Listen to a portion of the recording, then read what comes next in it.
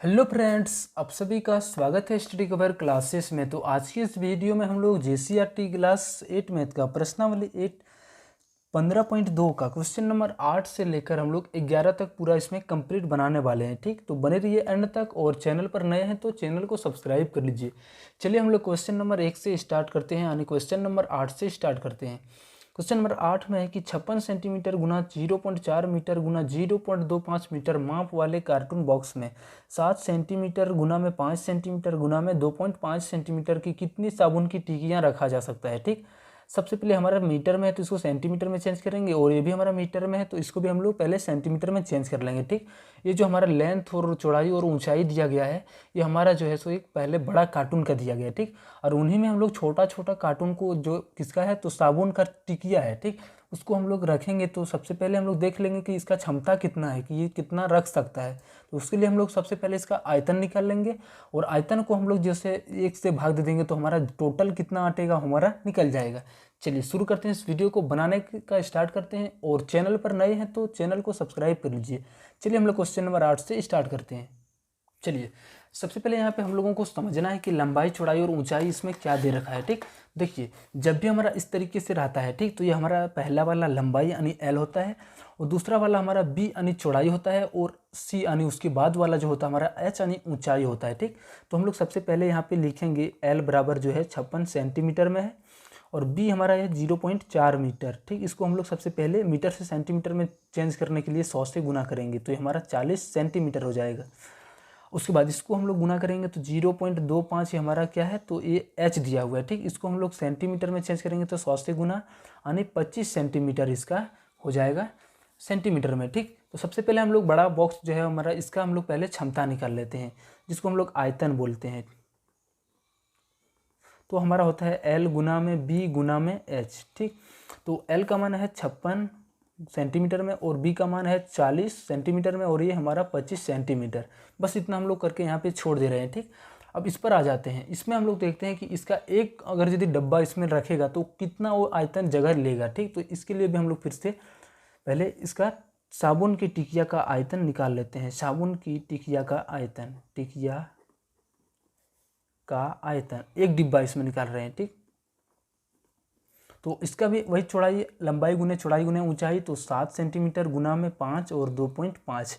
अब कितना रखा जा सकता है, हमारे पास टोटल इतना है। ठीक, तो कुल संख्या, जो संख्या हम लोग टिकिया रखेंगे वो कितना इसमें होगा। ठीक, चलिए अच्छे से हम लोग यहाँ पे बनाते हैं इसको। सबसे पहले देखिए कुल संख्या हमारा कितना हो जाएगा। तो पहले इसका हम लोग देखेंगे कि सबसे बड़ा इसका जो एरिया, इसका जो आयतन है वो कितना ये छाप सकता है, कितना रख सकता है। ठीक, ये हमारा टोटल हो गया, और एक को रखेंगे तो इतना हमारा वो कवर करेगा, जगह जो है सो इतना छाँक लेगा। ठीक, तो हम लोग यहाँ पे लिखेंगे 7 गुना में 5 और 2.5।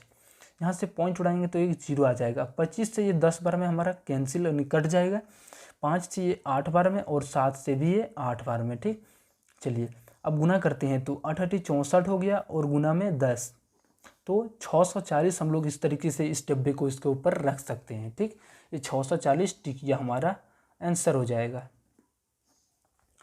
चलिए अब हम लोग नेक्स्ट क्वेश्चन इसका 9 नंबर पर आते हैं। चलिए इस क्वेश्चन पर आते हैं। ठीक, तो क्वेश्चन नंबर 9 के अंदर बोला जा रहा है कि यदि किसी घन के प्रत्येक किनारे को तिगुना कर दिया जाए तो इसके पृष्ठीय क्षेत्रफल में कितना गुना वृद्धि होगा। सबसे पहले हम लोग लिखेंगे कि घन का जो पृष्ठीय क्षेत्रफल होता है, ठीक,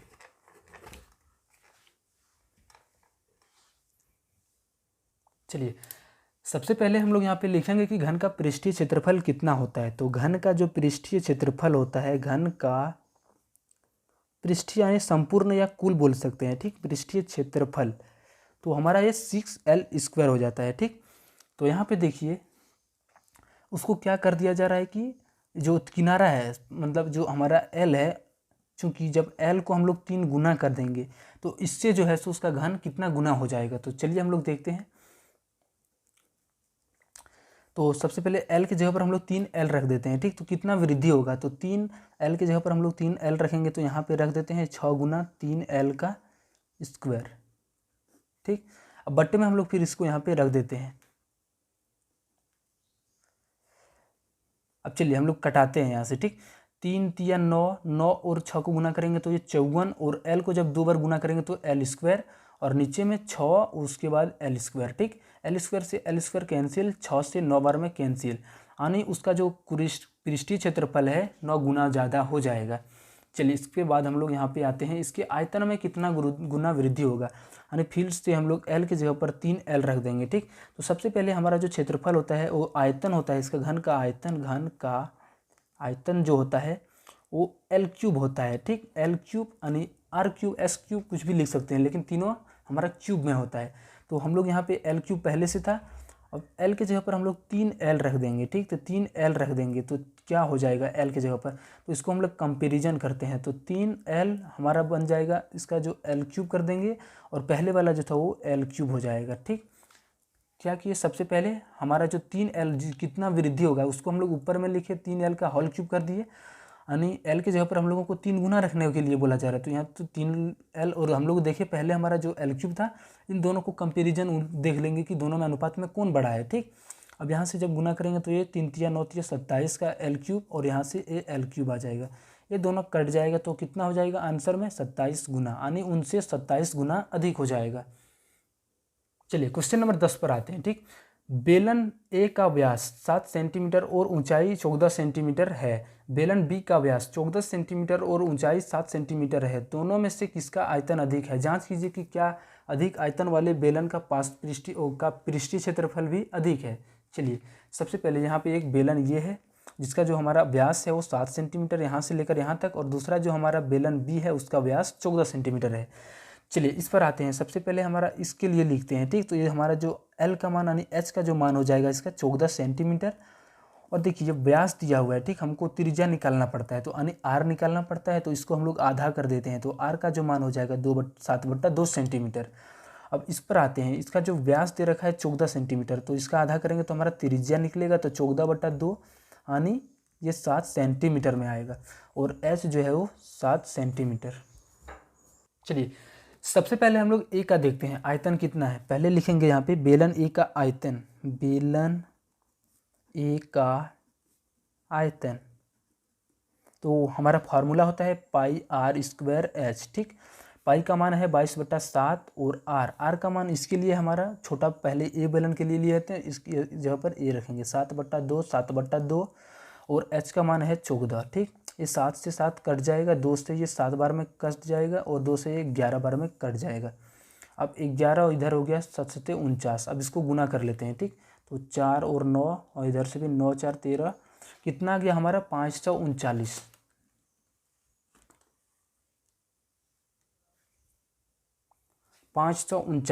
ये मीटर का क्यूब आ गया। ठीक, सेंटीमीटर है तो सेंटीमीटर का क्यूब। अब हम लोग बेलन बी का आयतन देखते हैं, बेलन बी का आयतन, तो इसका भी होता है πr² में h। पाई का मान 22/7 और r का मान यहाँ पे 7 है इसका, तो 7 का स्क्वायर और गुना h है हमारा 7। ठीक, 7 से 7 कैंसिल हो जाएगा, 22 7 154 हो गया और गुना में 7, इसको हम लोग फिर से गुना करेंगे तो 7 चुका 28, 7 बचे 35 और 2 37, हाथ में 3, 7 एकम 7 और 3 हमारा 10 हो जाएगा, ये सेंटीमीटर का क्यूब। तो देखिए हमारा दोनों में से आयतन किसका ज़्यादा आया, तो इसका हमारा 539 था और ये 1078 आया। तो हमारा बेलन बी जो है सो थोड़ा इसका क्या है, लेंथ भले मतलब क्या है, लेंथ छोटा है लेकिन ये चौड़ाई में ज़्यादा है, इसलिए इसका आयतन जो है सो ज़्यादा है। लिखेंगे आयतन बी का आयतन अधिक होगा, बी का आयतन अधिक होगा। अब उसमें बोला जा रहा है कि क्या मतलब जो आयतन अधिक है उसका पृष्ठीय क्षेत्रफल भी अधिक है, तो हम लोग यहाँ पे निकाल लेते हैं सबसे पहले इसका पृष्ठीय क्षेत्रफल। पहले बेलन ए का निकाल लेते हैं। ठीक, बेलन ए का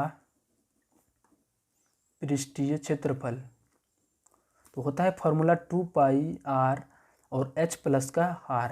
2 का मान 22/7 और r, बेलन ए के लिए जो r का मान है 7/2 और h प्लस r, h का मान है 14 और प्लस r का मान है 7/2। 7 से 7 कट जाएगा, ये 2 से 2 कट जाएगा, 22 बन गया। अब इसका हम लोग एलसीएम करके इसको जोड़ते हैं, 28 हो गया प्लस का यहाँ पे 7। ठीक, अब 22 और गुना में 28 और 7 35 और बट्टा में 2, 2 से ये 11 बार में कट जाएगा। तो 3 5 को जब 11 से गुना करेंगे तो 3 5 और 3 5 5 8 यानी 385 आ जाएगा। ठीक, ये हमारा बेलन ए का पृष्ठीय क्षेत्रफल। हम लोग बेलन बी का निकालेंगे। बेलन बी का पृष्ठीय क्षेत्रफल, तो फिर से वही फॉर्मूला हो जाएगा 2 पाई आर और h प्लस आर। तो 2 पाई का मान 22/7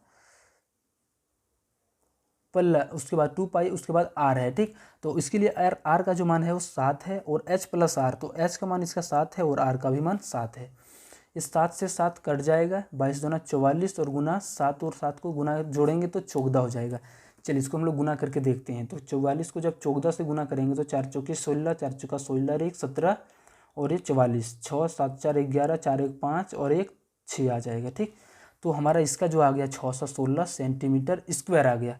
देखिए इनमें भी क्या, बेलन बी का जो है पृष्ठीय क्षेत्रफल भी अधिक है और उसका आयतन भी अधिक है, तो हमारा ये आंसर हो जाएगा। ठीक, बेलन बी जो है सो इसका पृष्ठीय क्षेत्रफल भी अधिक है और आयतन भी अधिक है। मिलते हैं हम लोग नेक्स्ट वीडियो में, नेक्स्ट जो हमारा क्वेश्चन बच गया है उसके साथ। अगर यदि चैनल को सब्सक्राइब नहीं किए हो तो चैनल को सब्सक्राइब कर लो। जय हिंद।